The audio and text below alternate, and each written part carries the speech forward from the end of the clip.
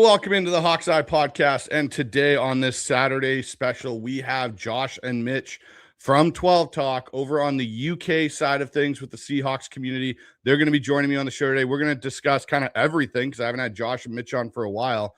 We're going to do rookie players and their fits. We're going to look at Sam Darnold year 2. Can he get better than what we saw last year? We'll talk about their hot takes for the 2026 season. We'll discuss the schedule bit, and we're bringing back a cool segment, 2-minute drill with Josh and Mitch. They're going to answer 12 different questions surrounding the Seahawks. So that'll be a lot of fun. But before we do that, if you haven't already, head on over to this QR code up here in the top corner. That'll take you to the Hawks Eye Discord. It'll take you to my Twitter page if you guys ever want to DM and ask questions about the Hawks, as well as all the audio platforms to find the show on. So with that being said, we're going to have Josh and Mitch on right after this. That's all we do, baby. It's our time.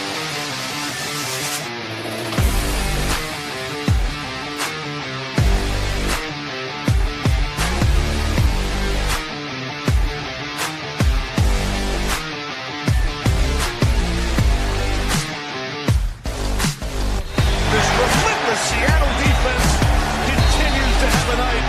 Their sixth sack. First and 10 at the Seattle 44. Here comes the blitz. May.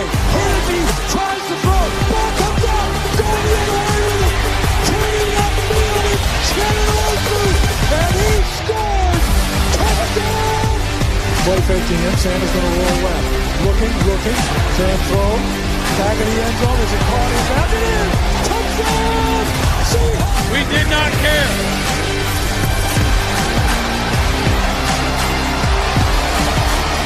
It's about us. It's always been about us and what we do. And now we're going to the Super Bowl.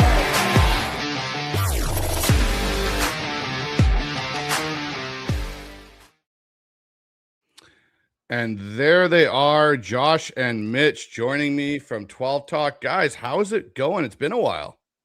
It's been too long, to be honest. And every time I come on here, all I can think is, God, I need to raise our intro game. Like your cold open music, I was sat there air drumming, and then for that, I was just like, oh, what a great vid. So Well, that's my job for the season. It's got to include all kind of the highlights, but I had to make sure that we kind of put the little bit of that knife into the Rams and the 49ers, expressing their just unfortunate and the whole we did not care is still my favorite thing ever that's ever happened to the Seattle Seahawks. Mitch, how you been, man? I know you got dad life now and everything. How's that going? It's going. Sleep is a precious commodity these days. But yeah, no, really, really, really good. Life has changed dramatically in this off season for me, and everything's kind of falling into place and feels like it's going well, but it's shaken everything up. I'll be honest, it's all different now. Yeah, I was going to say that definitely from all my buddies that have ever had kids, it's kind of like, oh yeah, it's going to be great. It's going to be easy. It'll be fine. And then they realize the whole not having sleep factor really sets in, and you're not exactly in your 20s and your teens anymore. It's like, oh, I don't need sleep. I can run on 72 hours with very little sleep. It's like, no, where's my precious sleep? It's like when you grow older and you're like, hey, at Christmas, I really like those underwears and boxers kind of gifts, and those really matter. And I really appreciate those. Now sleep is that thing that you really appreciate more than anything. So, but I'm glad everything's going well on that. I'm 6 years in, dude, and I'm still sleep deprived. So I think that's good where to that know it doesn't get better. I was going to say, I'm always here for happy to, mate. That's where that saying comes in of like, hey, you get enough sleep when you're dead. Don't worry about it. It's like, yeah, because you never catch up on it after kids get involved in the world. But guys, it's great to have you back on the show. You guys have been doing an amazing job. I love the new logo for your channel and what you guys have been able to do over there and how you guys are growing. It's absolutely phenomenal. I absolutely love it. But yeah, guys, let's kind of talk about some of this, since obviously we haven't talked since the draft or the offseason started really. Let's talk about this draft class for Seattle. And, Mitch, you're the resident draft expert out of you guys here. Josh has made that very clear over the years. I'm so glad you went to him first. What did you make of what John Schneider and the Seahawks were able to do in this draft this year? So I think my biggest takeaway was the change up of approach. And I think when you're a Super Bowl reigning champion, or that is a different outlook to trying to get yourself back into contention. And let's be honest that, we weren't really a playoff winning team before we got back there and won the Super Bowl. So we kind of bridged a big gap. So the change of approach in this draft was very much in tune with our new status and the competitive nature of our current roster, because everyone that's on that roster from last year deserves the chance to run it back again and is shown to be a Super Bowl caliber player. When you look at this draft, we are strategically taking players that fit needs and strategically taking players that fit an archetype that Mike McDonald wants, and that is very prevalent in the cornerback selections. So if you compare that to last year and previous years, we took value where players had maybe an injury that had disrupted college production. Players like Torrey Horton, Riley Mills, players like that, where you could get a second-round player in the 4th or a third-round player in the 5th. This was us going, right, what's on the shopping list? We need this kind of corner. Let's take 2 shots at it. We need a replacement for Ken Walker that's a similar mold. Let's get this guy. We need a safety that can do that has versatility to play multiple positions and put him in this kind of look and put him in that look. We got that guy. We needed a guard that could come in and compete on the right side immediately. We traded back in from using capital from next year to go and get that done. So this was a cherry-picked class for specific needs and scheme fits, whereas in previous years it had been, how do we maximize the value of our draft capital? That's my take on the overall look at this draft. Yeah, the Julian Neal pick, I did shed a slight tear. I was doing the live show, obviously, with Dan and Brandon and Mookie from the Syndicate, and I was banging the table for Dunker. I was like, perfect. Dunker's still there. We're going to get him. And then we trade the pick, and lo and behold, Pittsburgh takes Dunker, and it kind of crushed my dreams. But when I look at this class, to your point, Mitch, it does feel very cherry-picked for needs, but not needs plus reach. And that's where I think in the past, Seattle got into trouble when, we think of the LJ Collier picks and some of, the Malik McDowell situation where it's like, hey, we've got this need, but let's now reach also to obtain the guy for that need. This felt more of a, hey, we've learned from our mistakes, John Schneider and the personnel group. Let's go for need, but let's also make sure the value of that need maximizes itself at the same time. Would you say that's kind of the thought you felt as well? Yeah.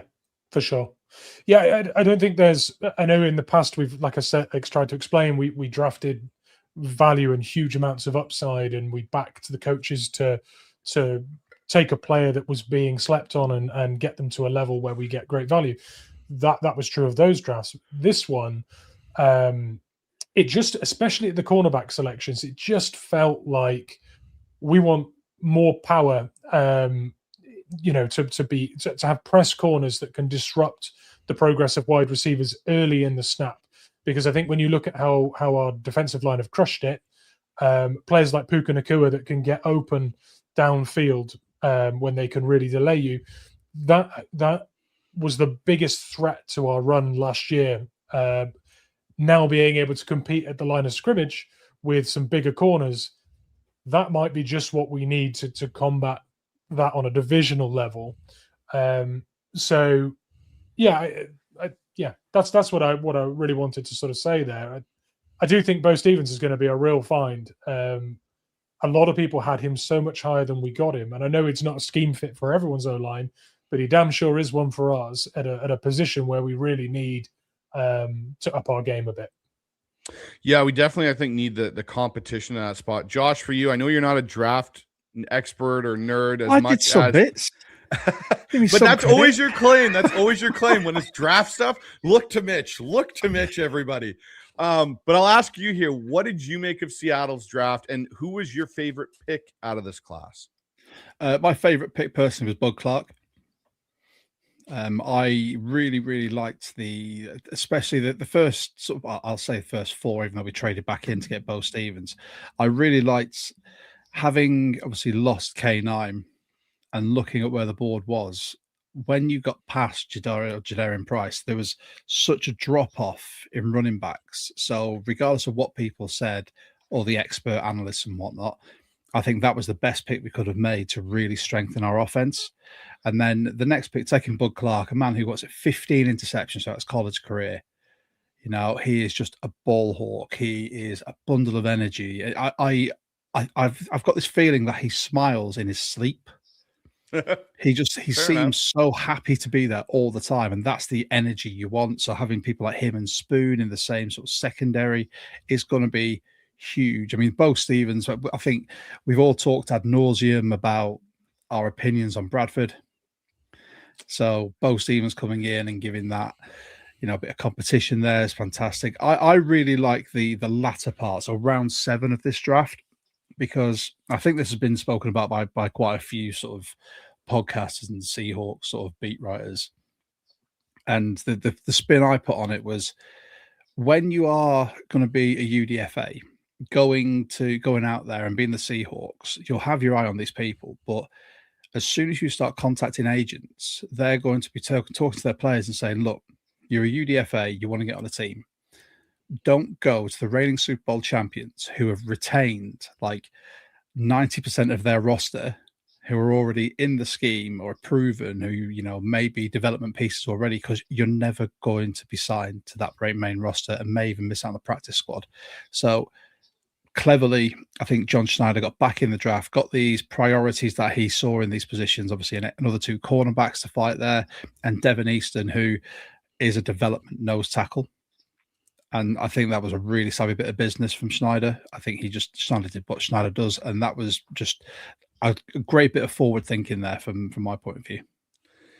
Yeah, like I look at that, you know, 7th round there, like Fuller, for me, I had a 5th round grade on Fuller in this draft class as a corner. I thought he was a guy that, hey, maybe Seattle takes a swing on him in the 5th round if they don't end up with a Julian Neal. And then when they drafted Neal, I was like, okay, Seattle might be done there to get Fuller, to get Eastern. And I think it's really interesting to your point there, Josh, of the UDFA factor. Now these guys have to come here. And if you really identify these as priority UDFAs, you're not arguing and trying to, you know, debate with other teams on getting their rights. And so I think that's a really key fact that John Schneider started to use that a little bit more to his advantage. And I think that's why, you know, you see him sometimes do that when he doesn't have a lot of lower round picks, and they still had such a collection of picks in what I think is going to be a historic draft class next year, which will make things very interesting. But the one thing that we can obviously see on that draft picks is Seattle didn't address edge.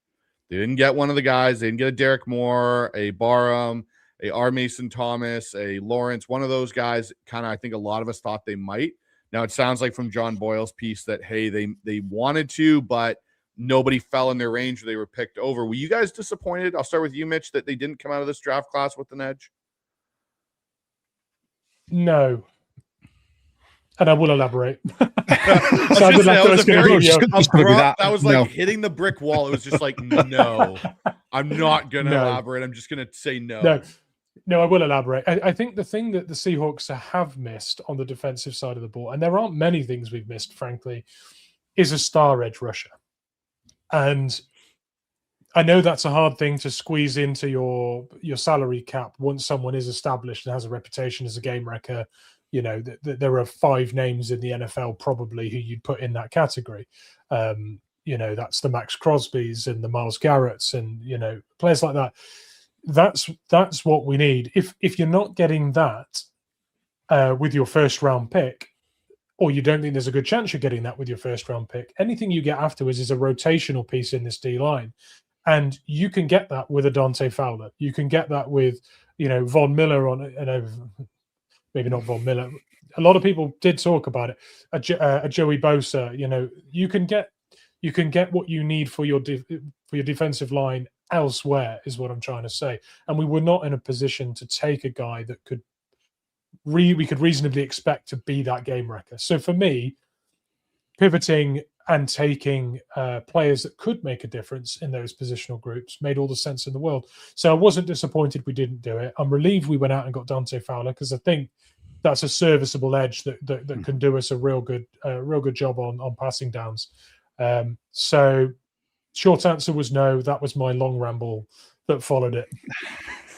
All right. Are you going to give us a less abrupt feeling and then elaborate? Yes. But you know, Perfect. Oh, well done. You guys are in sync. I love it. Me and Mitch sort of said, like with Mitch, obviously with the baby on the way, we didn't do as much of a deep dive, but I have been sort of trying to pick up with some of our pods with Rob, with Charlie, and sort of the other 12s that we had on, and looking at a lot of the premium edge rushers in this draft, and I'll put that in inverted commas. We're going to be out of our range anyway. So then you're a matter of development pieces, and as a Super Bowl winning franchise, the reigning champions, you don't want a development piece. Yeah. You want someone who's been in the league for 10 years already, who has shown what his top season, I think 11 and a half sacks. Yeah, 2019 with the Rams. But you've got that proven commodity. Boye Mafel's gone. You bring someone in like that into the rotation who, and I've just got to say, one of the best pieces from this was the fact that obviously he's worked with Adam Durde before, and it was DeMarcus Lawrence picking up the phone and saying, "You want to be a Super Bowl champion? Come to Seattle." And if that's the pulling power you have when you bring these vets in who were cast aside previously, that's perfect. And, Dante Fowler's going to come in here into a Super Bowl winning culture. And you look at what happened to D-Law last year. If we can get the same type of production in a rotation from Fowler, I will be ecstatic. I'm always happy to add a vet in a position like that, especially in a rotation, so they can stay fresh. And it also means that any of the developing players you've got, they'll be developing under them. So from sort of a coaching point of view, you don't just get a player, you get a coach as well. Very true. Which I think is a fantastic piece. For me with this edge group, the one thing this edge class, I should say, the thing I didn't like about it, even when I was down in Mobile, and trust me, Zion Young and Derek Moore were guys that popped in Mobile. The edge group, or the edge type of player that Mike McDonald seems to look for, is a very specific type because he plays them in such a different way than most. Mm-hmm. You're almost at a wide 10 mark and a wide 9 on some of those sets, the way that they align. And he's really got them doing, hey, you're bull rushing, you're engaging, and then you're going on a two-way go. There's not necessarily the need for the bend and everything. And I think that's maybe where Boye Mafe struggled a bit in Mike McDonald's scheme in comparison to where he had better luck in the Pete Carroll era, where it was a little bit simpler, I think, in some respects of what was asked of him. And so when I looked at this class, I was like, okay, Derek Moore makes some sense. He's big enough. He's got a bit of the bend. There was Danny Dennis Sutton as a guy. I was like, okay, developmental. Barham as a guy with off-ball capability that went to edge for 1 year, like maybe. And then I just kind of resided myself to the fact, I'm like, I'm okay if they walk out of this class without one, because looking to the 2027 class, I'm like, yeah, there's more guys that fit what you're going to need there, and you're going to have more opportunity to get a higher player, where the guy that went in the second round this year probably wouldn't go till round 3 or 4 next year in that class, for example. I'll say this as well. When you look at the amount of picks we have next year and the amount of players we'd ideally have in a draft class, that doesn't match up. If we are a contender this year and we've got this nice big draft class we've got now, and you've got to find a place for all of those, some of those players on that list of draft players, the draft class from this year, some of those will go practice squad, and we might even not have them land on the practice squad. So that list of 8 players could be 5, genuinely could be 5. Well, what on earth are you doing with, was it 12 picks next year, or is it now 11? It's 11. 13 to 12. It's 11. It's 11, yeah. We're not making 11 picks. So if you consider that to be a fact that we're not going to pick 11 times, what does that mean? Is that use some of that capital to trade for a player to add to this roster? Or are you going to look at that and go, let's start packaging picks and move around the board to find exact scheme fits? Now, if there is an edge player that fits and we're sat below where that player is expected to go, you have to expect some of these 3rds, 4ths, 5ths to get packaged together to start moving around. So I don't think they're going to panic too much about replenishing scheme fits at the edge position this year, because next year we may have players retire. We may have players like Dante Fowler who aren't on the roster. And suddenly you can go and get those players and maneuver really nicely with the amount of picks we got, because we are not picking 11 players.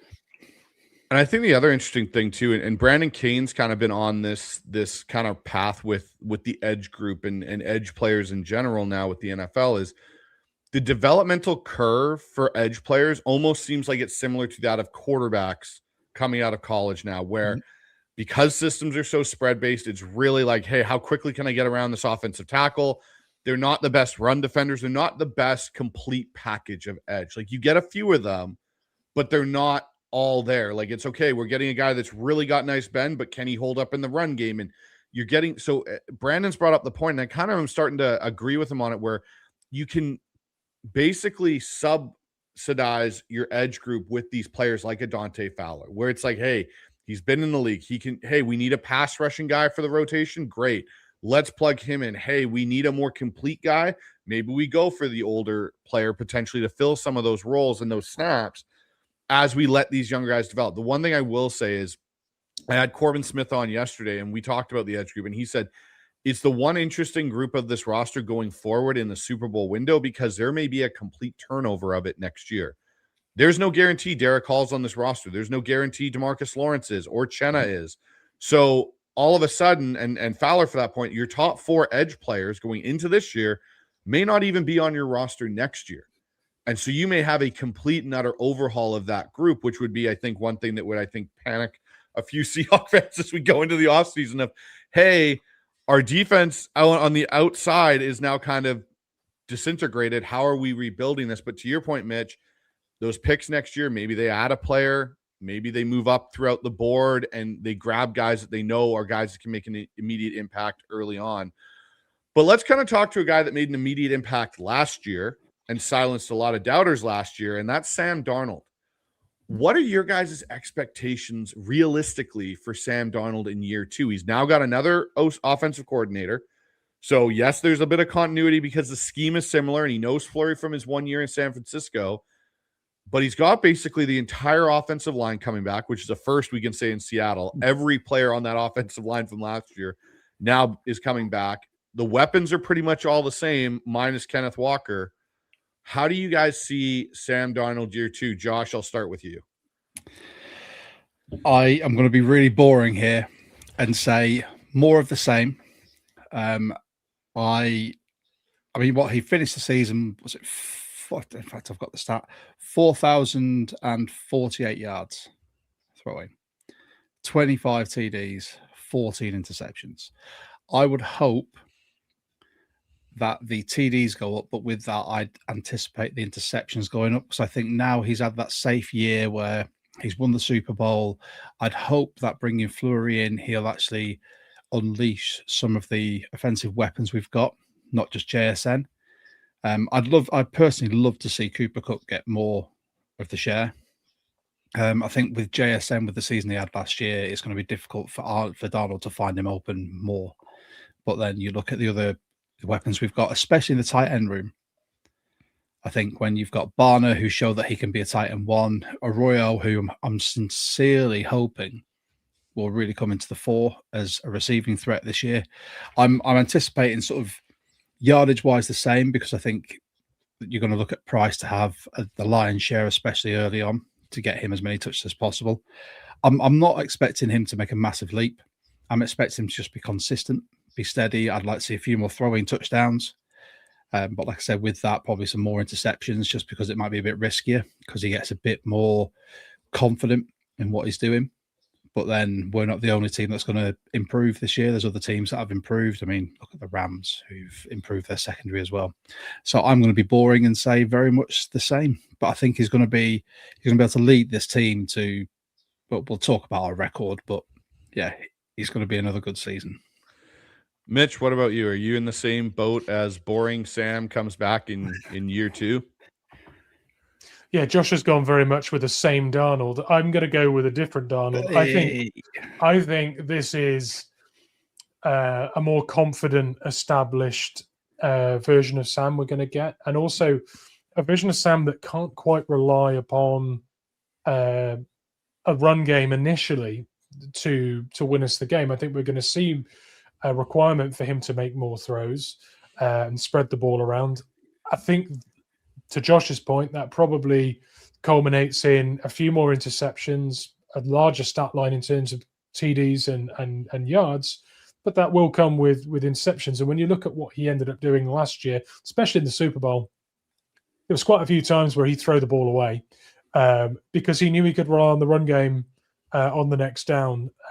He could rely on his defense to get him back on the field quickly. So we saw Sam get to a very comfortable spot where didn't mind throwing it out of bounds and going again. Without that run game, or with that being slightly more of a question mark, and with the new offensive scheme being a bit of a question mark, I think Sam Darnold needs to be throwing the ball a bit more this year, at least at the beginning of the year. That will affect perception of what Sam Darnold is in this offense for me. So I am prepared in my comments to get blasted by people for what I'm about to say. I think we're about to see MVP Sam Darnold. We're not doing hot takes till later. No, I was going to say that. I know, but I'm not. Year two, I think that's the conversation we'll be having. Is I think Sam now in an organization, in a city, and with continuity, there's nothing but a ceiling for him to get higher than what we saw. And last year we saw realistically a top 10 NFL quarterback. Colin Cowherd came out with his already, and he's got Sam as number 10. I think there is the fact that the offense is not changing completely structurally for him. Yes, to the point of, okay, what does this run game look like? You know, is Jadarian Price going to be a guy that's going to be able to tote a lot of the Ken Walker, kind of role in a way? I think with Torrey Horton healthy, with an offseason with Rashid Shaheed, which I think is a big, big factor, you'll see a more explosive passing game from Seattle than even last year, which is saying something because it was pretty explosive for a team that was a bottom third pass rate team in the NFL, that we had the most explosive passing game in some respects. I just think that this will be Sam's best year as a professional, and it will lead him to be in the MVP conversation throughout the year. And it'll, I think, be the kind of thing that a lot of people are going to go, well, yeah, but look at what he's done the last 2 years, 14 wins, a Super Bowl. And it's like, yeah, but now the statistical part that you all want to gripe about and everybody in the national media, look at the interceptions and so on. Like, I could see Sam walking out this year with 38 touchdown passes and 10 to 13 picks and 4,400 yards. And I could say he's going to be 68% completion percentage because, to your point, Mitch, he throws the ball away now. He doesn't take those risks. I just think you're going to see a guy that's comfortable. And I'll mention this, generally quarterbacks right now, when they get married, play well the following season. Just saying, they do play well the following season.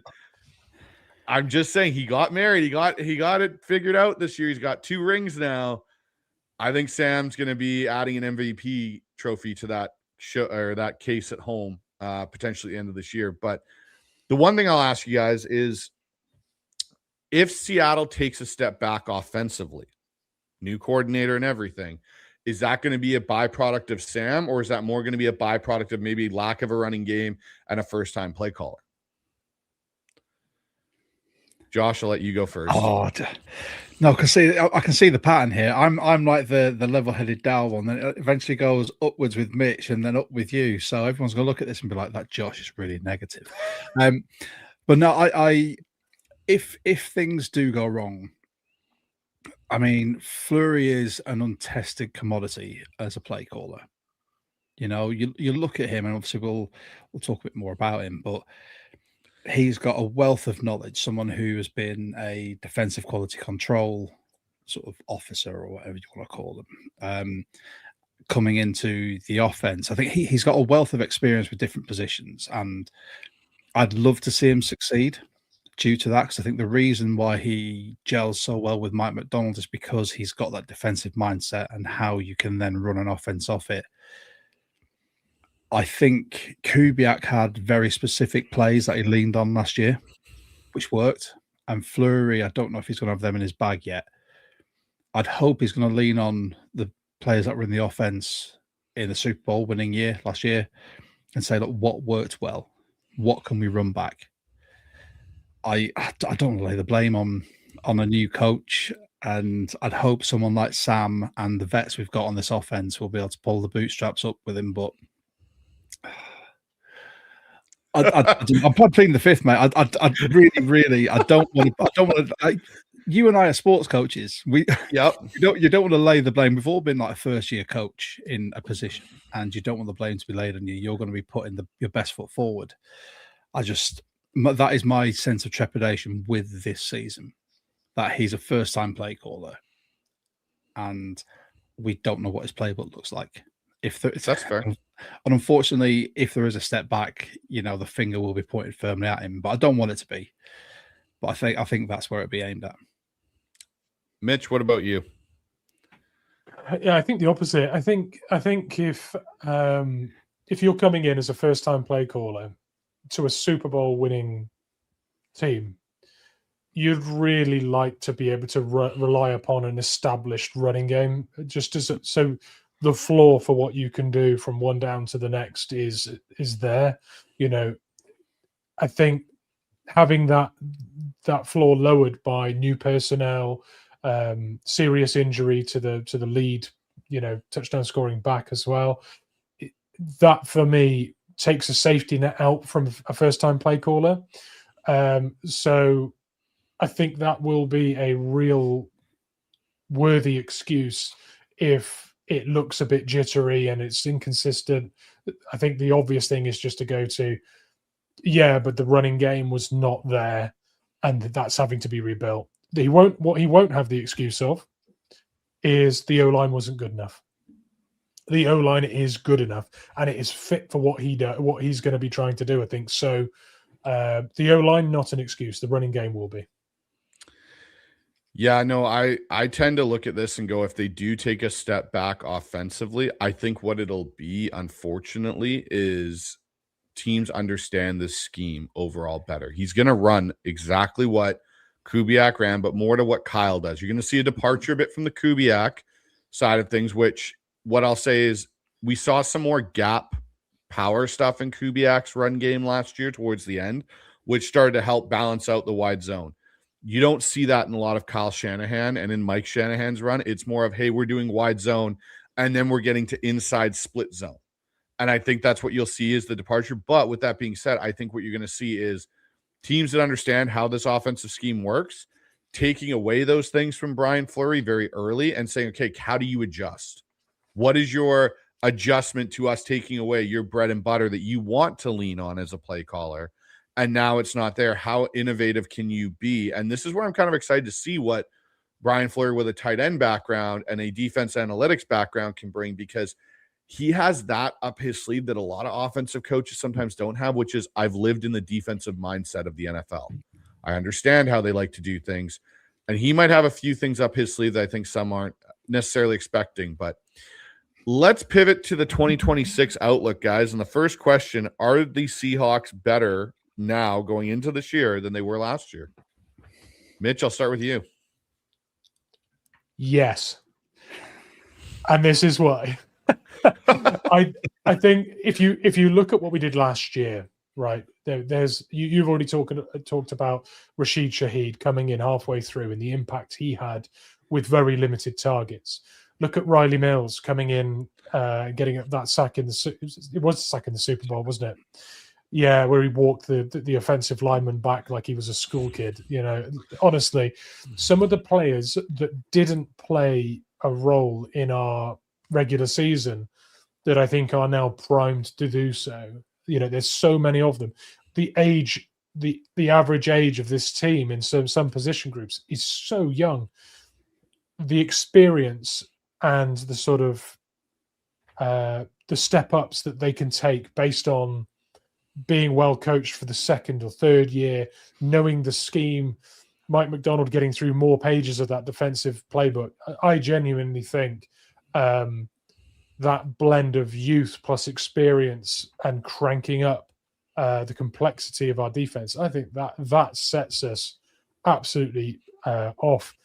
And I know we're going to talk about strength of schedule later, but when I was looking at our schedule, I didn't fear anybody because I looked at it and thought, our defense can stop them. Our defense can stop them. Our defense can stop that. And I looked at it, I was like, it's really hard to actually suggest which team beats us this year because I know that we're in every single game because our defense is like that. So my outlook to 2026 is our defense became elite last year, and I think it's ready for another step. The offense doesn't need to be hugely efficient. It just doesn't want to kick us in our own ass. That's where I think I am. It almost sounds like exactly the recipe for last year. Hey, defense, do your thing. Offense, don't screw it up. Josh, for you, what's your thoughts on that? Exactly the same as Mitch. I think it's going to be better. I think it's another season with, like I said, about 90% of this roster in this system.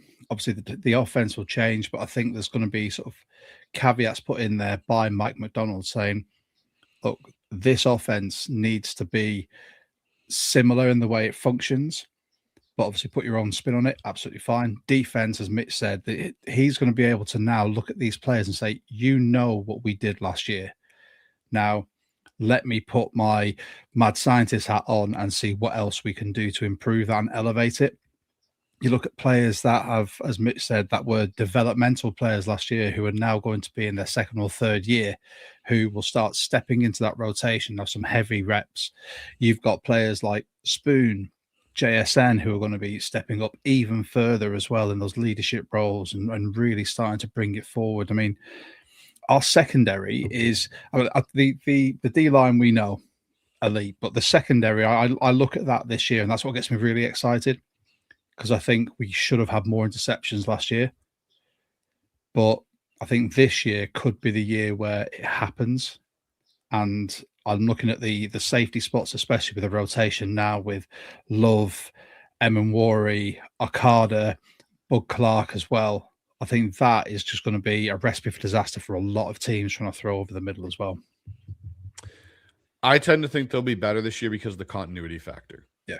Even though you're bringing in a new offensive coordinator, the offensive staff, the continuity. And I'll say this, I think one of the biggest hires or biggest gets this entire offseason was Thomas Hammock, the running back coach that they got out of, I think it's Northern Illinois is where he came out of there. He, I think, is going to be a massive get, and I think it might actually make it where to the point, even though Mitch and me kind of agree on the run game maybe being the hiccup, he might help expedite that and get that moving quicker with Benton and Justin out, and as they are back and the system is very much the same. I also think this defense, you've reloaded it. Yes, there's opportunities obviously with the departure of Reek to be felt, I think, early on in the year when you don't have that guy that's that freakish corner that can line up and do things, but they might be able to do things where they play 4 safeties on the field at one go. You may see Nick Emanwari, Bud Clark in both slot spots and then have Okada and Julian Love in behind and going, yeah, we're playing 4 safeties with Spoon and Jobe outside. Mm-hmm. And we're just fine with that. We're okay with that. So I think it'll be interesting to see how much better this team could potentially be this year than they were in 2025. Second question in this, guys, and I'll start with Josh on this because I feel like this will be a good one, and Josh will probably go, oh, darn, this is not the one I wanted to start with. What departure will matter more than fans realize? The size says it all, Josh. The size says it all. Anyone that's tuned into Small Talk will know that I have picked the bones out of the issues with K9, with Reek. Boye Mafe, I had such high hopes for, but it wasn't a scheme fit. You know,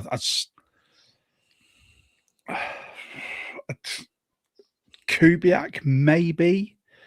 Just because I think if we'd kept Kubiak, the continuity on the offense, allowing him to open up his playbook more and his familiarity with these players, I think that would have been a massive benefit going into like a season where we're trying to run it back for a Super Bowl. Player-wise, I mean, I will probably get panned on socials or comments for saying I don't think K9's a big loss. He's too inconsistent. He came good at the tail end of the season where we need them to, but we've had such inconsistency from him that fair play to him for getting a paycheck like he did, but it's running by committee and it worked for us. Charbonnet had the lion's share or the better share, in my opinion, and I think he's a better overall running back for the scheme. Reek, I'm glad he's I'm going to say this now, and this can be clipped up. I am glad he's gone. He's got so much potential, but his attitude, his mindset, everything, his lapses in concentration, his inability to tackle in the open field, which granted did get better last season, as people keep reminding me, not a massive loss. For the scheme we want, the efficiency that Mike Mack demands, Reek was not the player. And Mafe had a flash in year 2, and since then, Kubiak is my answer. That's what I'm sticking with, because I don't want to go down a rabbit hole of just panning players that are no longer on the Super Bowl on the Super Bowl champions team. All right, Mitch, what about you?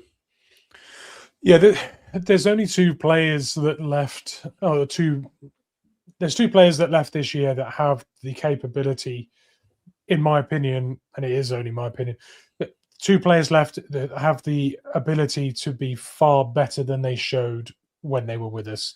One is K9, and the other is Kobe Bryant.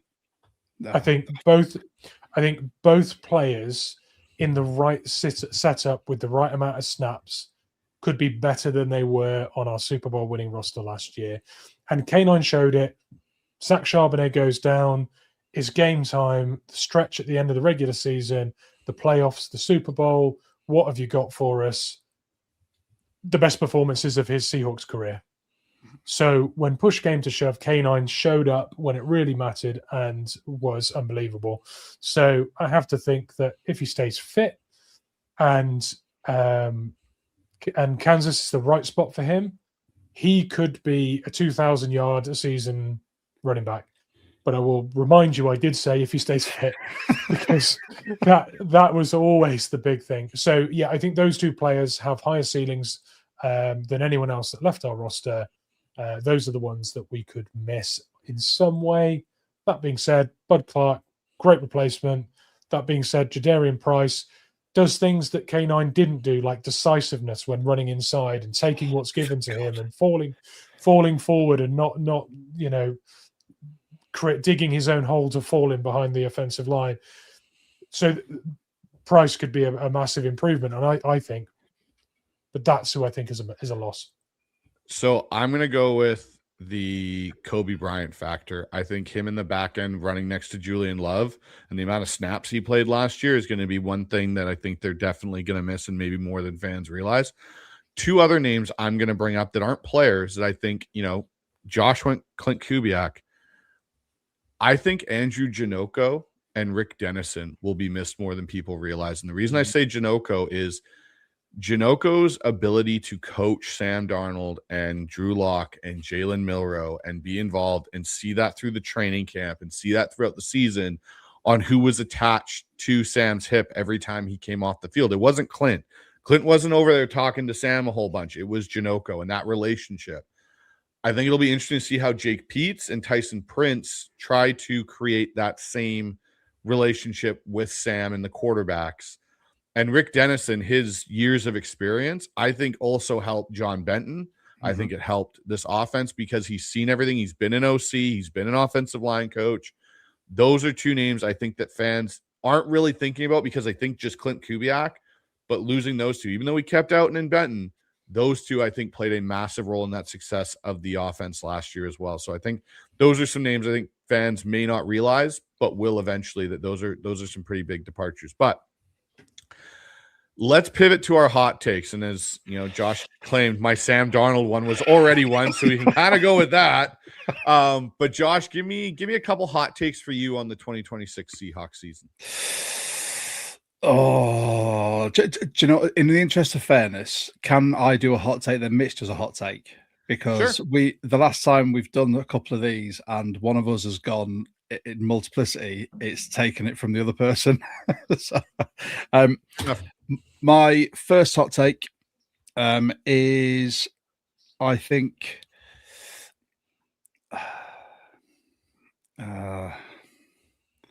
Elijah Arroyo will be the top scoring tight end on this team. Okay. All right, Mitch. If this roster stays relatively healthy, I think this could be a 17-0 season. Wow. Wow. That is a hot take. Holy, that's like That's a forest fire of a take, mate. Yeah, That's... that literally, you just like completely wiped out California with that forest fire hot take. Holy, it's I genuinely think this defense makes every game a winnable game, and I think the roster having so much continuity, as you said, means that we can start at an absolute clip. We're going to get into the schedule, and I'll pull a few little nuggets out of this schedule when we get there, and it'll enhance why I think that. But it is a hot take; it's out there. But if we win those games against LA, who beats us? Yeah, that's fair. Okay, one of my hot takes: Sam leaves the season with 2 MVPs. What, league and Super Bowl MVP? Correct. Sam leaves this year with 2 MVPs and a third ring this to add to his finger collection. My other hot take, I'll go back. We'll go one more each. Chenna Nwosu has 12.5 sacks this year.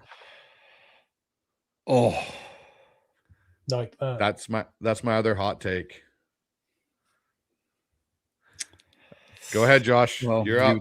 I'm not going to double up on edge, because I was going to talk about edges there as well. I think this safety group will have collectively 12 plus interceptions.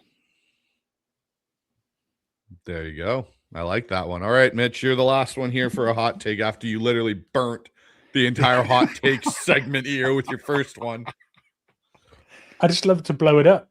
I'm going to go with Jadarian Price having a far better season statistically than Jeremiah Love. Like it. I like it. I think with he's not running behind a dumpster fire of an O-line. So no, exactly. Oh man, but me and Mitch, the 17-0 season, and me stating Sam's going to leave with 2 MVP trophies and another Super Bowl win. Oh, that's some spicy. That's when you're like on that hot wing show and you go to the last one. We just skipped the board and me and Mitch went to the very end. Hot ones straight away. Yeah, hot ones. Yeah, we went to that one at the very end. All right, I can't wait to clip these up. I'm going to clip these up, put them on social media, and those two are like going to be the first ones I'm putting up there. Oh, there we go. At least we're going to get a lot of comments and engagement off of those. Let's talk about the schedule. So, obviously, schedule came out, and given who we knew we were going to play, because we already knew the opponents and who was home and who was away, the NFL really did Seattle a favor in setting up the schedule the way they did. There's really not a huge, huge gauntlet for the Seattle Seahawks. Not like there has been in the past where it's like, oh crap, circle that gauntlet. This is going to determine their season. Like, yeah, sure, you can say coming out of that bye, San Fran, Dallas, Giants, and Philly is going to be tough. And maybe those, last 3 games with the Rams back-to-back are going to be kind of tough. But, Mitch, I'll start with you. What did you make of the schedule? And now you can lead us into your 17-0 theory. Okay, so we have one short week. And it's after the 49ers at Lumen, we go on a 4-day short week to the Broncos. That weirdly, outside of playing the Rams twice to end the season, I think is the most difficult part of the season. If you can beat the 49ers at home, go to Denver and win there on a 4-day week. Sorry, on a 4-day short week. Yeah. Then everything else in this schedule is simple, and I mean simple. I know usually people say, "Oh, nothing's easy in the NFL." In comparison to that, it's simple. We've been dealt a schedule that gives us 5 occasions outside of the bye where we have over a week to recover. So we start the season against the Patriots. We then get 11 days until we play the Cardinals, right? And then we play the Broncos. After that, we get 10 days before we play the Chiefs. Following that, we get 8 days before we play the Bears.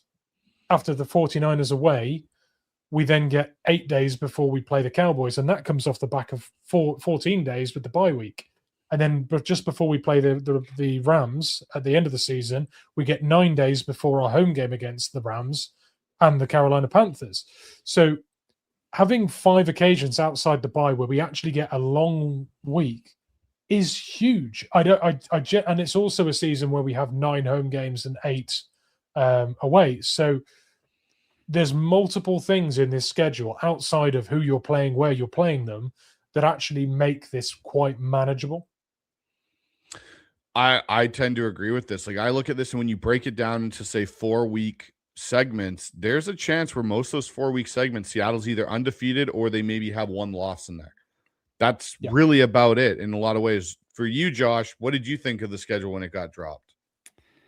Well, firstly, I thought the schedule video was outstanding.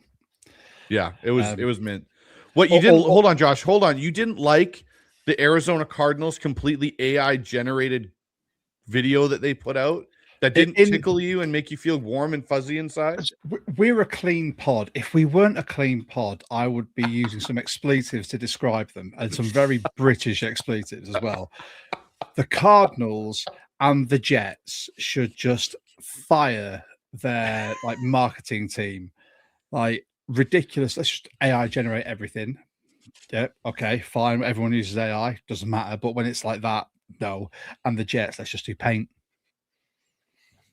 No, get away. I looked at when it was dropped. There was so I was at the UK Seahawks national meetup last week, and it was absolutely amazing. So shout out to everyone that was there. And there was a lot of talk about what it was going to be, who was going to play where, and I looked at this when it first dropped, and luckily Mitch, being the concise mathematical guru that he is, has sort of done all the mathematics between the games, and I quite like the spread. It baffles me why we seem to get lumped with playing like either the 49ers or the Rams. Twice. We're all there like this now. I just was going to say I had to join the group, so I thought there was something we were doing. So that's how I think. I don't get why the NFL has this insistence on us playing either the 49ers or the Rams in like consecutive weeks, or like having like a week in between. Which that's the only thing that they rage baited me into that. But apart from that, I liked the whole spread of this. There's some difficult teams to play, but I think when you look at how our team is playing and how it's constructed, even with those difficult teams, we've got wins there. Now, there's a few, and we spoke about this like off air, there's a few that I think could be hiccups for us. But overall, I've when I played sport, and when I coach sport, my philosophy was always, I don't care who we play, when we play them, as long as we play our game and we win. That's the way I look at every single season, whether it's Seahawks or, another, hockey team, basketball team, rugby team, whatever. The spread of this, I quite enjoyed. I looked at it and thought there's some really good games there, which is really nice. But I'm not massively worried overall about the season. I will say last year's schedule was more difficult for the Seahawks than this year's. That's a nice the way that it was set up last year. And even though I said 13-4 and I stuck to it all year, there were points where I went, this is a tougher go for this team. And looking at them now, I have no problem saying, hey, this team could go 13-4, or in Mitch's case, 17-0. Based off of how this schedule aligns. You don't like, if you look at that 13-15 range there with the NFC East, Dallas, the Giants, Philly. Imagine if it's flipped and it's, hey, we're playing in Dallas and then we're coming home to New York and then we're flying off on a short week to a Saturday game in Philly. Like, the amount of travel for that team, of jet lag and being on, that kind of thing. Or, hey, we're home to Dallas, then we're going to the Giants, and then we're going back to the East Coast again to Philly. Like, that really is where you kind of look and go, like, the NFL did a good job helping out the Seahawks with that. And even, you look coming out of that, week 9 to the bye, hey, we play Arizona at home, and then we go to Vegas. Well, that's not that much realistically of travel for us to go to Vegas and play that team. And then we're on a bye, and then we go to Santa Clara and stay in the same time zone. Like, there's all those kind of advantages to it. So let's go with this. Josh, I will let you go with your record prediction. What is your prediction for this team? I'll give you my prediction, and I'll give you the losses. So, and as we said this off air, I originally went 14-3, but then when it was that a game was highlighted to me, which I see as a proper rug pulled from under our feet game, I've gone 13-4 with losses to the Chargers in week 4, the Bears in week 8, because I just think Ben Johnson, 2 years now, he's a fantastic coach and I'll have them buzzing. I've gone, San Francisco, a loss in week 5. Sorry, got a bit jumbled up there, because that will be when they've actually got the full roster fit. But I think it'll be a very close, like maybe a field goal game. And then after that, that electric substation is just going to cripple every single one of their team. And then the week 18 game against the Rams, I think that will be the time where Mike McDonald starts rotating more heavily to preserve players for the playoffs. And he'll just go, as much as he wants to win, I don't think he's going to be too bothered about it. All right. I like it. So your grand total is 13-4? 13-4. All right. Well, Mitch, do we really have to talk to you about this? You already said they're winning every freaking game. So do we really have to have this conversation? Yeah, I'm just going to quickly reel off my losses. Okay, go for it. And then...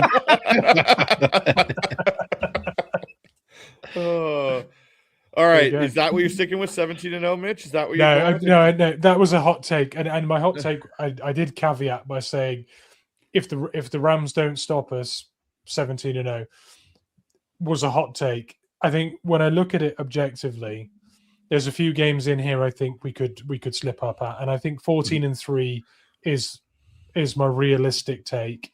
And I've got us losing to Denver after that 4-day short week. I think going away, to Denver is a tricky away game. I think it's going to be a low-scoring game as well. I think that'll be a very war of attrition defensive game. I think potentially on the short week we come out of that with an L. This one's not going to be popular because we don't lose to them like ever. But the Eagles away at the back end of the season, I could see that was losing a close one there. And maybe the Rams on the last of the season. So we lose at the Eagles, we lose at the Rams, and we lose at Denver. 3 away games that I think we lose. If we lose any, I think it's those. But forget all that. Let's go 17-0. Fair enough. I'm on board for that. So I predicted last night 13-4. I'm sticking with it again. I hung out on 13-4 Island pretty much exclusively last year by myself with John McGrath. We had a whole bar that we built on that island, and we watched the boat of the Seattle Seahawks sail by to 14-3, and we waved them good luck and said, "Go for it, guys. We're happy. We'll hang out here." I'm gonna go. So I think Seattle starts the season 4-0, and I'm actually going to the Week 4 game versus the Chargers. So I'm not obviously gonna pick Seattle to lose that game. I'm actually gonna be in attendance. I got a feeling they lose 2 right after that. I think they lose at home to San Francisco. And they lose to Denver on the road. And the reason I say they lose to home San Francisco is it's the fact that might be the healthiest San Francisco is at any point in that season. Mm-hmm. And that might be their one time where Fleury still is getting the kinks out of being an offensive coordinator. He's going up against somebody that knows him, knows his scheme, knows how he thinks. I think it'll be a low-scoring game, kind of like it was last year in Week 1. And somehow the 49ers pulled that one out. I think it's the same thing with Denver. I think it's a low-scoring game in Denver. And then at that point, I don't have them losing another game until Philadelphia. I think they go on a bit of a run. They go through Kansas City and Chicago, Arizona. They go through Vegas, and I've got them acquiring Max Crosby in Week 11. Just saying, they play Vegas. Vegas' season will be in the dumpster, and all of a sudden we use some of those picks that Mitch mentioned earlier, and we go trade and get Max Crosby. And so then the Rams. Oh, see, that's the thing. Right? Can we just talk about that Max Crosby thing? Sure. And this was something that I've been thinking about for a while, and I can't remember what I listened to the other day that basically said exactly what I was thinking. After the debacle with the Ravens, I don't think Max Crosby or the Raiders are going to be able to trade Crosby. because now that the alarm bells have started ringing about his degenerative knee issues, I don't think they're going to be able to get 2 firsts. I don't think that's going to be the floor of what they want for him because of the impact he can have when healthy. But no one's going to offer it. I think as much as I'd love to see this, and I chatted to Rob Staten about this because I know he's really high on that, I can't see it happening. I think he's just going to retire a Raider begrudgingly. He's going to be one of those like GOAT players who stays with a dumpster franchise and doesn't actually win anything. I'd love to see it. So here's a question I've got about the degenerative knee. We heard the same thing about Abe Lucas. And all of a sudden, that's now gone. Yeah, and but Abe Lucas is a good like 6 years younger than Crosby, isn't he? I will say this though: the only caveat I have on that is if Trey Hendrickson isn't available and not creating is gone, right? He's off free agency. Is there a degenerative knee issue in Baltimore? I don't think so. I don't think we ever hear about it. I think that trade goes through. It was about the fact, and they can say whatever they want to, but it's the fact that Hendrickson was on the board, he was available, and it was going to cost them in some respects less. Because don't forget, Hendrickson's coming off a pretty significant injury in his own right. So that's where I don't really believe that whole story, because up until that point, when that whole trade was going down, he had gone and done medicals prior, there was no hubbubaloo about a degenerative knee. And then all of a sudden, it comes out that, oh, the Ravens aren't going to do it because of this. And I don't trust Baltimore. They've done this stuff before. What I will say, though, is even if the floor is 2 firsts, for a team that's in a Super Bowl window, and to Mitch's point, you have X amount of picks in next year's draft, to add 4 years or 3 years of Max Crosby, if you're going to lose a Tank Lawrence, potentially in the offseason, I'm making that trade because that gives me the rest of this year, at least with him, if he's healthy or healthy enough, where there's somebody that you now have Tank Lawrence, Fowler, Derek Hall, Chenna, and Max Crosby against. Don't get me wrong, Matthew I would Stafford. love it. I would potentially break my rule of buying a player's jersey to buy a Seahawks Max Crosby jersey. I just don't see it happening. And that's my pessimistic hat, which I don't like putting on. Although conversely to what I've said on this pod, I just don't see it happening. I think, could see it happening because they play him the week before the bye. That's why I could see it. Very much like Dwayne Brown when he played for Houston in Seattle, and then we traded for him the following week going into that. That's where I think it could happen. So for me, though, the next loss I've got, so I've got a loss to the Niners in week 5. I've got a loss to the Broncos in week 6. I've got them losing to Philadelphia, going over there in the snow potentially, and all those crummy. And I think it'll be a close game. Like none of the losses for Seattle do I see them like losing outright, where it's like they didn't even come to play that day. And then the final loss I have is week 18 to the Rams because it doesn't matter. And Jalen Milroe's in at quarterback because Seattle has won the division. And the Rams are playing Ty Simpson because Matthew Stafford got hurt in week 11. There you go. So I got 13 if he lasts till week 11. True. So that's what we got. We got a 13-4 from Josh. We got a 14-3, but a more hopeful 17-0 from Mitch. And we got a 13-4 from myself. So that's kind of where we kind of see it potentially going. But gentlemen, the last thing we're going to do here, and this is the one thing that I always look forward to with you guys, and I haven't done it in a very long time, is the 2-minute drill. Now, I won't put you for us. Cheers, mate. Oh, I had to bring it up for you guys because Mitch is always on point, especially when you guys are in tandem. It's always good entertainment value. So let's bring this up on the board. Your 2-minute drill, guys. So 12 questions, and I put literally in the brackets, no time to think. But I won't actually time you because it's a new one. It is a 2-minute drill. That's the name of the segment. But there is a bonus question at the end we'll get to. So, question 1, guys, for the 2-minute drill. Wait. Quick, Mitch. Do you want to take odds or evens? I'll take odds. Excellent. Okay. I'll take evens. Mitch is up first then. Question 1. Bigger surprise. Last year, Sam Darnold's rise or the defense becoming elite? Darnold's rise. Okay. For sure. Question 2, Josh. One Seahawk you'd steal for another team if you could. So what do you mean? If I was another team, who would I take? Yes. Previous generation of the Seahawks, who would you add to this roster? Yeah. That was two different answers. So are we talking about? Hang on, I'm trying to figure out the word into this. Okay, so the way this Seahawk, question works is one Seahawk from this team. If you were another team, you would pick and take to that team. I get it. I would probably go for Gray Zabel. Okay, Gray Zabel. Question 3 for you, Mitch. Harder challenge, repeating as champs or proving last year wasn't a fluke? Repeating as champs. Okay. Question 4, Josh. Which Seahawks player would dominate in another era of football? Spoon. Okay, Spoon. Question 5 for you, Mitch. One player who needs a breakout season in 2026. Tyrese Knight. Ooh, I like that. That's a good pull. Good pull on that one. Number 6, more likely Sam throws 40 TDs or the defense leads the NFL in turnovers? Defense leads the NFL in turnovers. Okay. Question 7, Mitch. Which Seahawks win last year felt like the turning point? I think the first time we beat the Rams, purely because they were the best team in the NFL, if it wasn't us, as soon as we beat them, everyone believed. I think that was the big moment. All right. Question 8. One game on the 2026 schedule you'd circle immediately. That's week 1 against the Pats. Like, imagine beating them in the Super Bowl and then going into week 1 and being like, no, you go in and go, we are not losing to these. We beat them in the Super Bowl. And imagine the bragging rights they'd have if they beat us in week 1. Imagine if we beat them worse. Imagine if it's amazing.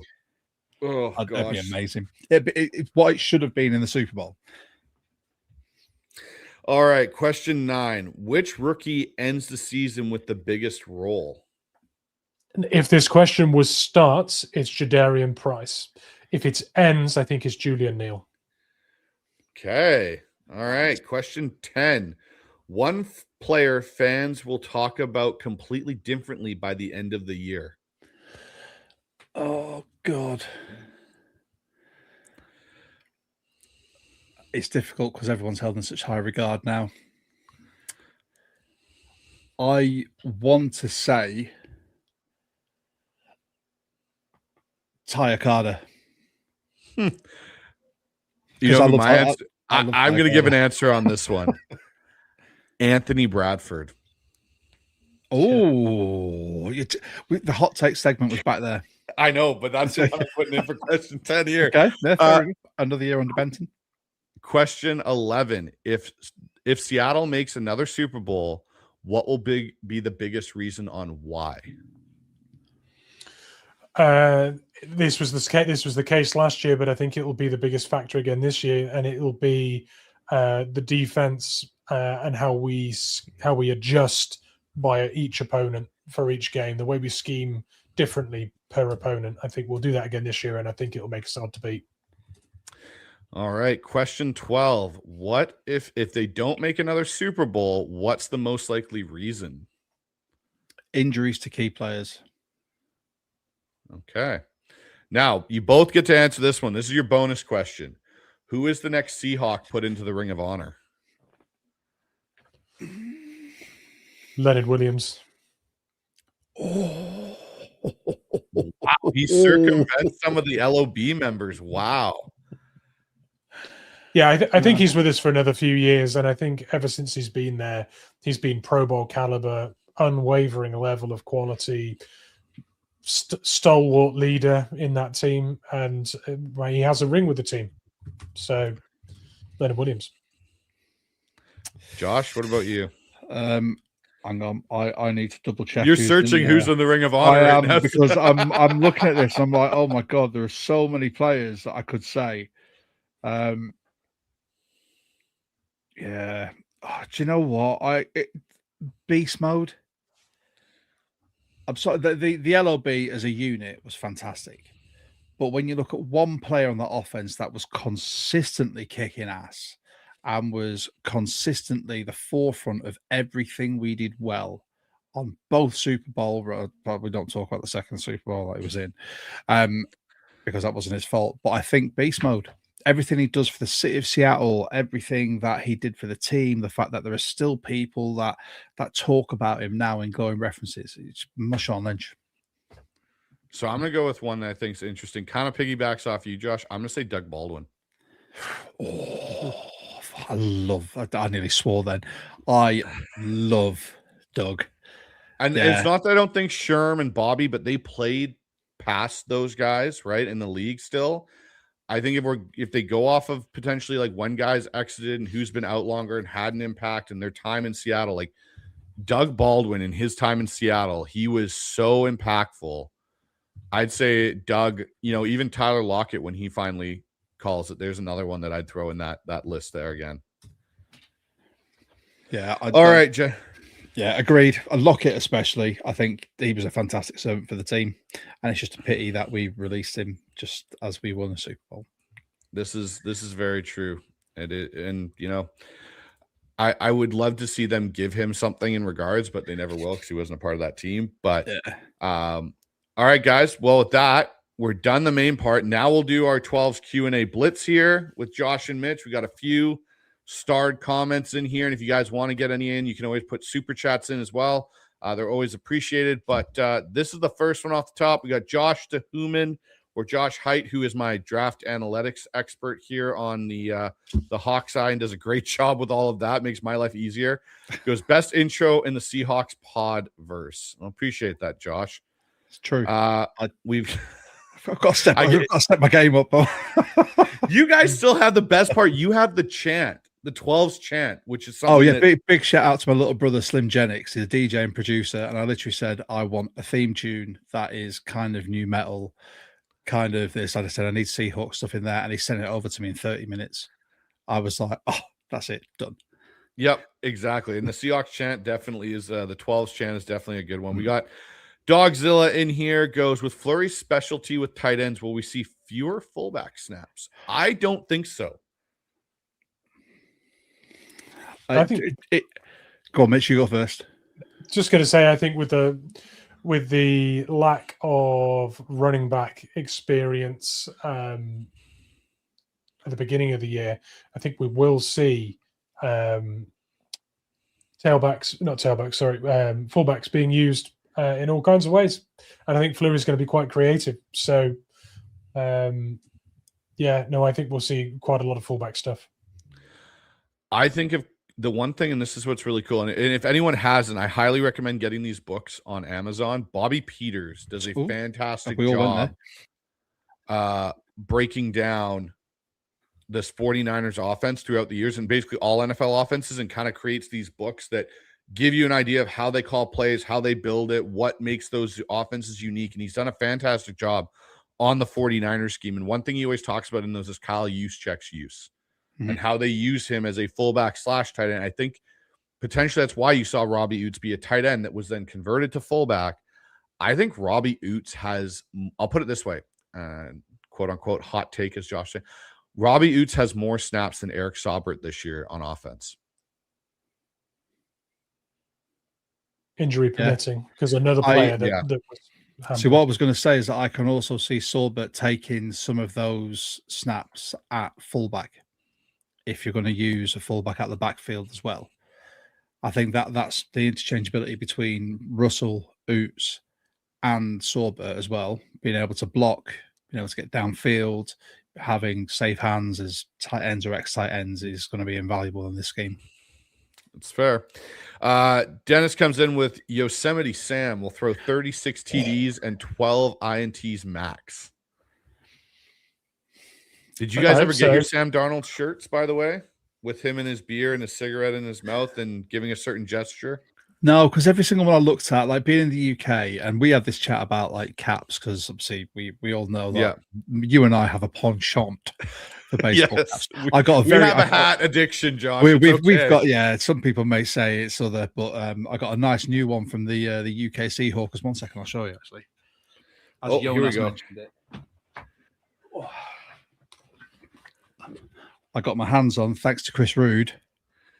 Ooh, I like that. Big Dixon Energy hat.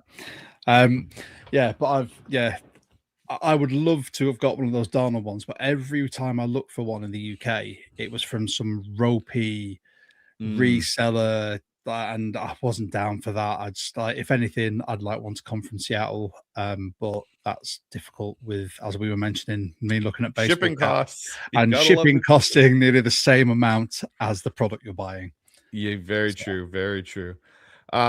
We got one here from BC Lions Den. So anyone that doesn't know, I also am a huge CFL fan. And so one thing with that is BC Lions Den is a podcast dedicated to the BC Lions. Head on over there, check out their channel. They're right in the midst of training camp starting here, and they're producing some great shows coming up. But Brian and Cole over there do a fantastic job. Question here is, what's the timeline for Torrey Horton? The last I had heard was he would be ready for training camp. Yeah, he's training already, isn't he? He is part of the OTAs. There's some pictures of him already catching footballs.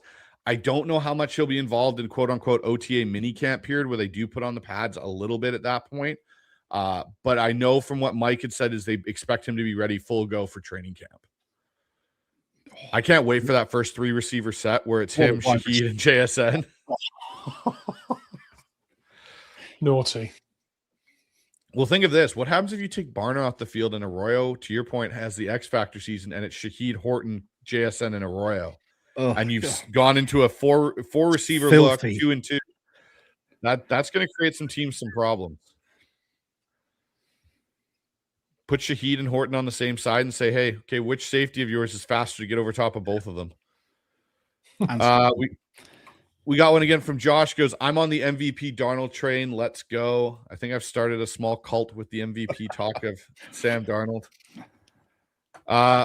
Here we go. Jonas in the group from the German Seahawkers goes, 12 talk, Josh. You kidding me? That's the wrong effing right. year. He's just commented on our feed as well. So I'll give everyone some backstory about this. For the last year and a bit, and the fact Jonas and I have met in person twice since. I grew up in Germany. I'm from an army family, and Jonas said, "Oh, I'm going to get you a proper Oktoberfest beer glass." I was like, "Brilliant!" And every time he's met me, he didn't bring it. On Saturday for the UK Seahawkers meetup, it was like the first thing he put in his suitcase because he was our German Seahawker guest who came over, and it's currently sat in my cupboard. And when I was coming up for this pod, I was like, it's Saturday evening in the UK. I'm going to have some beers. And I looked at the time and went, I need to go up and get prepped. I'm just going to grab the first glass possible. And I grabbed this one. And all he's doing now is panning me in the comments. So cheers, Jonas. Yeah. It legitimately looked at one point to me, Josh, when I don't know what you were drinking at any point, but the way the light hit it, it looked like it was a rosé wine. And I was like, oh, look at Josh being so sophisticated drinking wine on the show based on the glass and everything. Yeah. I was like, oh, it looks like he's drinking a nice rosé on a Saturday special evening. Occasions, my friend. This is a Beavertown. It's funny you mentioned that because my wife got me a beer Oktoberfest mug, but it's got the Glass Itch Seahawks logo into it. Nice.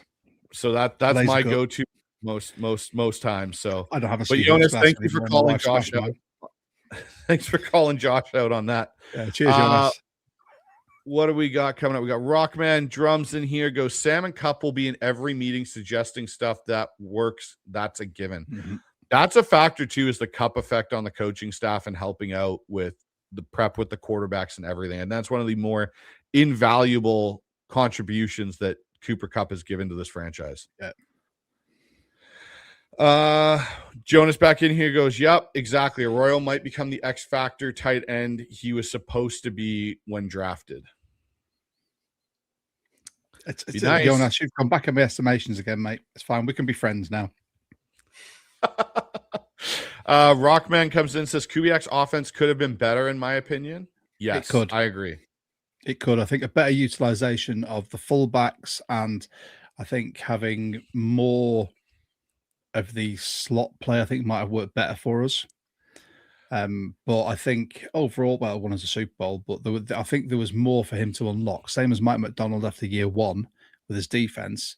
In year 2, he unlocked more of it. And I think that was very much the same for Kubiak. He kissed it. Keep it simple, stupid for the first year. And I feel like Kubiak played not to lose at points. we've got this amazing defense. I don't need to do anything crazy because when you tried to do Just don't crazy stuff, Yeah. Jalen Milroe packages and all that literally almost gave me brain aneurysms because I was going, these make no sense. Why are we doing this?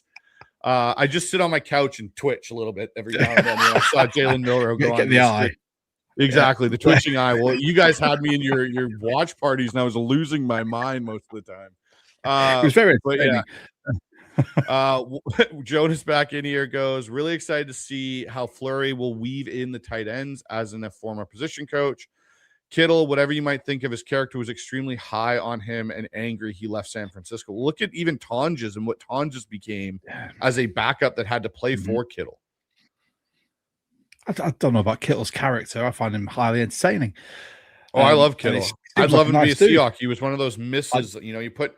I have like a jar of names in my head of like Seahawk misses in the draft where we took somebody we shouldn't have.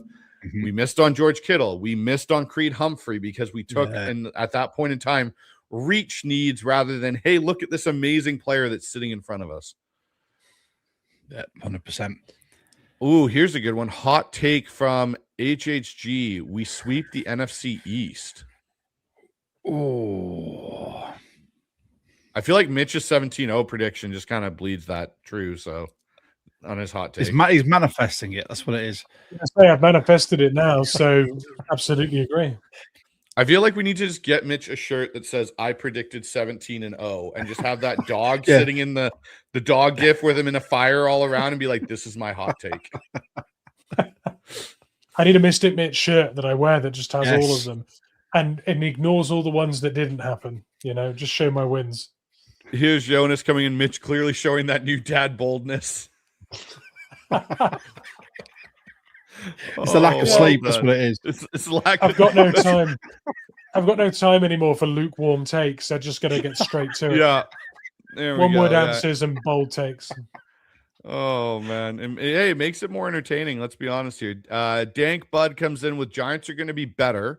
Harbaugh is their coach. Dart in year 2. I guarantee they will be competitive. Well, at the point we play the Giants, Dart might be with Scatabo hanging out in some home where people with brain damage end up going because the way those two play, it's not looking great. Well, this is where you'd hope someone like Harbaugh is going to have a word with Dart and be like, your special friend over there, let him do his thing. But you are a franchise quarterback. Please stop running headfirst into things. Or like just jumping, doing things like that where you're just going like, did you really have to do that? Like, yeah, no, you're not built like Josh Allen. Thing is, though, like the two of them as personalities in football. They're great. Love. But as a player who's suffered a significant injury, I look at how they play and I'm just like, you have no regard for your own well-being or your futures at all. But I agree with that. I think Dank Bud has got it bang on. I think they will be a much better franchise this year. I agree. I think they will too. Jonas with another one. Anyone think Stafford's back will survive the season? Until talking about 16? Injuries. There we go. So I think it's Stafford's neck. From what I read, and this is like just personal knowledge of it, it's his neck. So it's his spinal cord and his vertebrae. And with that, it's a very precarious sort of position to be in a contact sport, especially where people will hit you head on. Yeah. Every single year, all I can think is, why is Stafford doing it? But you notice, like every time I watch Stafford play, he is so reluctant to take a big hit. He would rather hit the dirt, throw it away. He'd just do a dump off pass, anything that avoids him taking a sack, which is why it's difficult for us to sack him. It's why it's difficult for a lot of teams to sack him. But with that, he's 1 or 2 hits away from.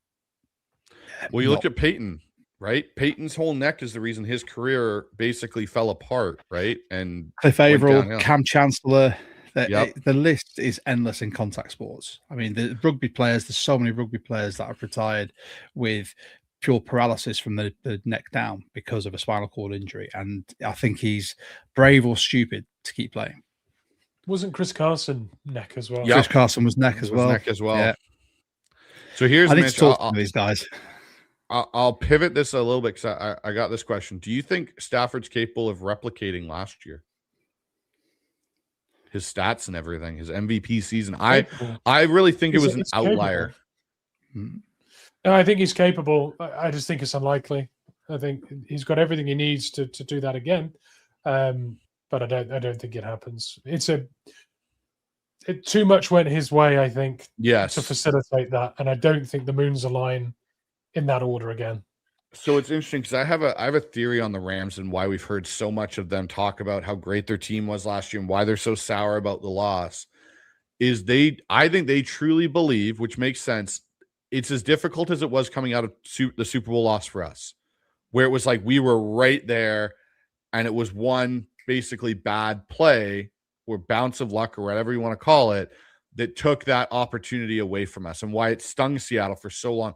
I think the Rams view their season after the Thursday night and then the loss in the NFC Championship game in the same light, where if we win that game and, we catapult into the Super Bowl and we're the ones holding Lombardi and not Seattle. That's how I think. And that's why I think you're hearing so much about it this year is they can't handle their fan base, their coaches, everybody, because everything otherwise was so perfect about their year, right? Nakua was one of the top receivers. Stafford, MVP level. Their defense was playing well. And yes, I get they have a horrible special teams unit. I do understand that and appreciate that. But it didn't stop them from being at literally the peak of being at the top of the mountain. True. Although Puka Nakua is an asshat. Oh, yes. I agree with you 100%. Direct quote from Mitch that I'm still trying to figure out how to put into a t-shirt. I genuinely think if their season doesn't start the way they anticipate it starting, I need to look at their strength of schedule as well. I foresee a bit of an implosion. Mm-hmm. Apart from Matt Stafford, I don't think they've got the level-headed players that could deal with mediocrity. I think they've been built up by their team, the media, especially in LA, the league in general always has them at the top of the pile. And I think every time they don't reach the pinnacle, I think that has an adverse effect on them. And I think if they get sort of midway through the season and they're not at the top of the pile, I foresee there being some sort of implosion. Puka going out and doing something ridiculous. Devontae Adams throwing his dummy out, and yeah. No, I would agree with you on that. So we got Chris in here. Goes, Broncos game will be low scoring in my opinion, but I don't see us necessarily losing. Yes, we play the Niners prior, but the Broncos play the Chargers in LA prior, and we play very well away, 15-2 last two seasons. Yeah, I want to talk about my 14-3 prediction here because I did two things that went against the grain. One, I predicted all three games that we would lose would be away, which the 15-2 says was a stupid comment. And the other thing is I said we'd lose to Philadelphia, and we haven't lost to Philadelphia in our last six matchups, right? The last six times we played Philadelphia, we haven't lost. So I said some pretty silly things. I still think I'm right, but I've said some silly things. As highlighted by this comment. All right. And yeah, I think it's fair to have that conversation on that because I think it's going to be a little bit of a tough 2-game stretch there for that team. Martin Lawrence comes in with, hey guys, only part of the schedule that I really dislike is having the Rams in the last 2 of 3 games of the year. I do think we need to go 3-1 in our last 4. Here's a question. Or here's a statement, I should say. There's a chance that we play the Rams 3 in the last 5. Because there's a chance we're going to see them in the playoffs. I'm just saying where you could play them that week, the Carolina week, then you play them last week, then you've got potentially a bye divisional round. Bang, you play the Rams in the divisional round. It's like deja vu, isn't it? Mm-hmm. It is. I will take the health of our players, the work our training staff does to keep this team healthy throughout the season over what the Rams have and the Rams do. Yeah, if that happens, I'd still be confident that we win. Yeah, I would agree with you on that one too. I look and I think we're a younger team that's still ascending. In some respects, we're a year ahead of schedule. Really, last year nobody had us as a Super Bowl said team. this at the start of the season, last season, where we thought it was going to be a 3-year rebuild, And lo and behold, we get to year 2 and we're Super Bowl champs, and we're like, now what? We're a year ahead. Yeah, we're a year ahead of everything. We got this one here from Jaws. Goes, Eamon Warry in the Legion of Boom would be bonkers. Yeah, but he's become Chancellor though. So would you? He'd have to be part of a rotation. No, he'd be part of a rotation. So you'd have to take out at some point. You'd have to take out Earl Thomas or Cam to put in. Eamon Warry would be fantastic. I take out Walter Thurman. Walter Thurman's out. He was their nickel. I'd take out Walter Thurman. And you know who probably gets more affected by this than anybody, actually, if you put in Eamon Warry, is Bruce Irvin, because he was their Sam linebacker at that point, or Malcolm Smith. And that's basically what he plays in this defense is Sam backer. Now, the only hiccup with Eamon Warry in that era, he could play in it. Pete's defense would have no idea how to use him properly. This would be my argument.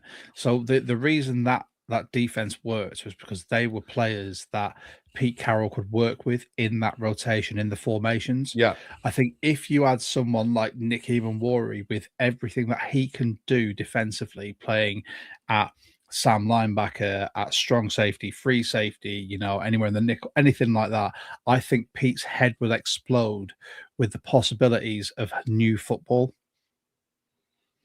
Yeah, I agree. That's my main argument when I look at it that way. Don't get me wrong, him with that group of players would be fantastic, but I don't think it would have worked with the coach and the scheme. So this is an interesting one here from Charlie the Unicorn. So Charlie the Unicorn comes in here and goes, the Broncos might be the toughest game on the schedule to win. Agree. I will say this. We talked about this, and I didn't really look at the Broncos schedule. Have you guys looked at the Broncos' first 6 weeks of the season? Allow me 2 seconds. I will pull it. I have it right here. So they start Kansas City, Jacksonville, the Rams, the 49ers, the Chargers, and then us. Yeah, Sean Payton pissed off the NFL in more ways than one to get that schedule off the bat. Yeah, that's rough. I will say this, if the Broncos make it to a Super Bowl this year, and I do think they've got everything that they need in order to be a genuine Super Bowl contender, if they get there, they have earned it. Yeah. They have absolutely earned it. Yes. It's a tough schedule. Because, they are, oh, man, that is, and I'm trying to figure out right now when they're home and they're away, because that is unbelievable that's the start of their schedule. Right off the bat. If I was a Broncos fan, I'd be going, okay, NFL, what did we do to annoy you? So they're Chiefs, Jags, Rams, 49ers, Chargers, Seahawks. Oh, then they get a rest with the Cardinals. So yeah, and then they've got the Chiefs again. Then they got the Panthers. You're going to be a lot better this year. Yeah, they don't get a break until the back half where they're playing the Jets and the Dolphins. My goodness. All right, gentlemen. Well, I think that's going to wrap it up for this show, but I want to say I appreciate you guys coming on. It's great to have you guys back on the Hawks Eye over here, but what do you guys have going on over on 12 Talk coming up here now that Mitch is kind of back in the fold, now that he's got a handle on dad life? So at the moment, we're still in the planning phases. We've got a few of the UK Seahawkers that we're talking to try and get on. A few of the other sort of Seahawkers chapters where we're going to be getting guests on, just talking about their feelings about last year, how this season's going to go, looking at how we think this roster is going to shape up, because as we sent to you, the German Seahawkers roster builder tool is now live, and for anyone that hasn't used it, by all means you can hop in our Discord. I know Mitch has got Bryce has got the link, so it's probably in his Discord as well. It's a great tool, so we'll be using that. A lot of it is very much now Mitch is the dad life has settled in. He and I need to get our program together, because we had a bit of a break. Because Mitch had better things to do, understandably. Always do.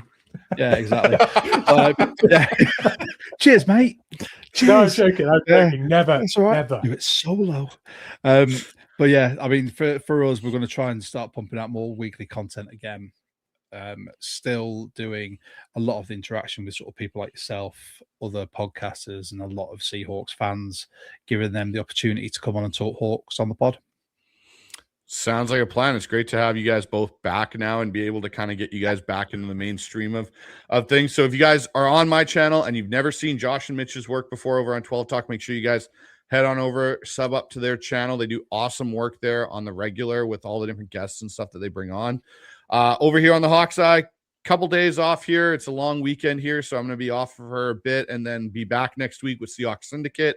Myself, Dan Viens, Mookie Alexander. We're going to break down schedule release and start looking ahead to training camp and some of the battles and stuff that we may be seeing there, as we will be in Seattle for the first week of the preseason. So if you guys haven't already, head on over, check out their work as well. And if you want to see a cool episode, check out my work last night with Corbin Smith of Emerald City Spectrum. And Locked On Seahawks came on and picked Corbin's brain on what he saw at rookie minicamp and some of the other things like NFL ownership of the Seattle Seahawks and things like that. But for myself, for Josh, for Mitch, we're going to try this, guys. I know we always try it. Oh, my God. Are you going for what we do as well? Okay, so I have a different way of doing it to see if it'll time out. So I will say stay loud, be proud, and then I'll pause for a 1 Mississippi, and then we say go Hawks. Think we can pull that off? Well, I'll certainly try. Mitch is so ambivalent to this. We're just like, oh, yeah, we're never going to get it. All right, guys. So as always, stay loud, be proud, and Go Hawks. Go Hawks.